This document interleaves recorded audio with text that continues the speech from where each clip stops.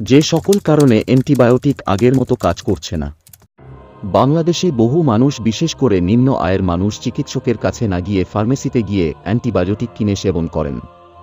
তাদের মধ্যে ধারণাই নাই যে এর ফলে তার শরীর অ্যান্টিবায়োটিক রেজিস্ট্যান্ট হয়ে যাচ্ছে এবং পরবর্তীতে কোনো সংক্রমণ হলে সেটা আর কোনো ওষুধেই হয়তো সারবে না। এক, অতিরিক্ত ব্যবহার। অপ্রয়োজনে বা অতিরিক্ত পরিমাণে অ্যান্টিবায়োটিক সেবন করলে ব্যাকটেরিয়া অ্যান্টিবায়োটিকের প্রতি প্রতিরোধী হয়ে ওঠে। 2, অসম্পূর্ণ চিকিৎসা। নির্ধারিত ডোজ শেষ না করে চিকিৎসা বন্ধ করা হলে ব্যাকটেরিয়া পুরোপুরি ধ্বংস না হয়ে প্রতিরোধী হয়ে উঠতে পারে। 3, ভুল ব্যবহার। ডাক্তারের পরামর্শ ছাড়া অ্যান্টিবায়োটিক সেবন করা বা ভুল ডোজ গ্রহণ করা। 4, ব্যাকটেরিয়ার জেনেটিক পরিবর্তন। ব্যাকটেরিয়া নিজেদের জেনেটিক কোড পরিবর্তন করে অ্যান্টিবায়োটিকের প্রভাব থেকে বাঁচতে পারে। 5, স্বল্প ডোজ। দরকারের তুলনায় স্বল্প ডোজের অ্যান্টিবায়োটিক দেয়া হলে। 6, ভাইরাসজনিত কোনো অসুখে, অর্থাৎ যেসব ক্ষেত্রে একটি নির্দিষ্ট সময় পরে এমনি সেরে যেত, সেখানে বিশেষ করে শিশুদের অ্যান্টিবায়োটিক দিলে। অ্যান্টিবায়োটিক ওষুধের অতি ব্যবহারের কারণে প্রতিরোধী হয়ে উঠছে জীবাণু, তৈরি হচ্ছে সুপারবাগ। অ্যান্টিবায়োটিক রেজিস্ট্যান্সের কারণে অনেক ওষুধে আর কাজ হচ্ছে না, ফলে প্রাণঘাতী হয়ে উঠছে রোগবালাই। চিকিৎসকরা বলছেন আগামীতে এটাই সবচেয়ে বড় মহামারী হিসেবে দেখা দিতে পারে। তাই অ্যান্টিবায়োটিক ব্যবহারে সতর্ক থাকা এবং ডাক্তারের পরামর্শ মেনে চলা জরুরি। অ্যান্টিবায়োটিক রেজিস্ট্যান্স প্রতিরোধে আমাদের 6টি করণীয়। 1, ডাক্তারের পরামর্শ মেনে চলা। শুধুমাত্র ডাক্তারের পরামর্শ অনুযায়ী অ্যান্টিবায়োটিক সেবন করা। ডাক্তারের পরামর্শ ব্যতীত কোনো ক্রমে অ্যান্টিবায়োটিক সেবন না করা। 2, অতিরিক্ত ব্যবহার এড়ানো। অপ্রয়োজনে অ্যান্টিবায়োটিক ব্যবহার না করা এবং অতিরিক্ত ব্যবহার করা থেকে বিরত থাকতে হবে। 3, পূর্ণ চিকিৎসা সম্পন্ন করা।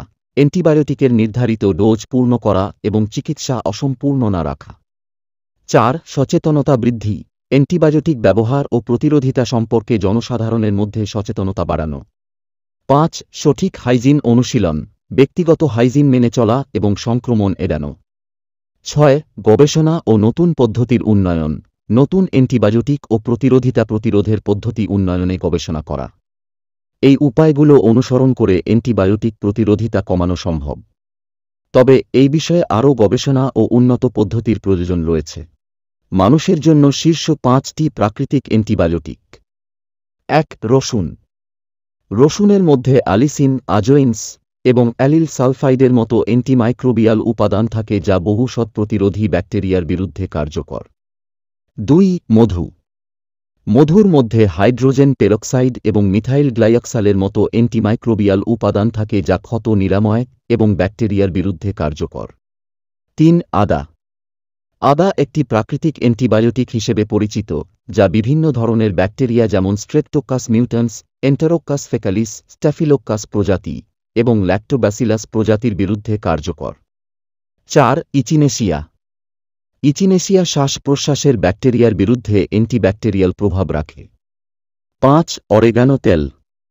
অরেগানো তেল একটি শক্তিশালী অ্যান্টিমাইক্রোবিয়াল এজেন্ট যা বিভিন্ন ধরনের ব্যাকটেরিয়ার বিরুদ্ধে কার্যকর। এই প্রাকৃতিক অ্যান্টিবায়োটিকগুলো প্রেসক্রিপশন ঔষধের পরিবর্তে নয়, বরং সুষম খাদ্যাভ্যাসের অংশ হিসেবে উপকারী হতে পারে। তবে কোনো ঔষধের পরিবর্তে এই প্রাকৃতিক উপাদানগুলো ব্যবহারের আগে চিকিৎসকের পরামর্শ নেওয়া জরুরি।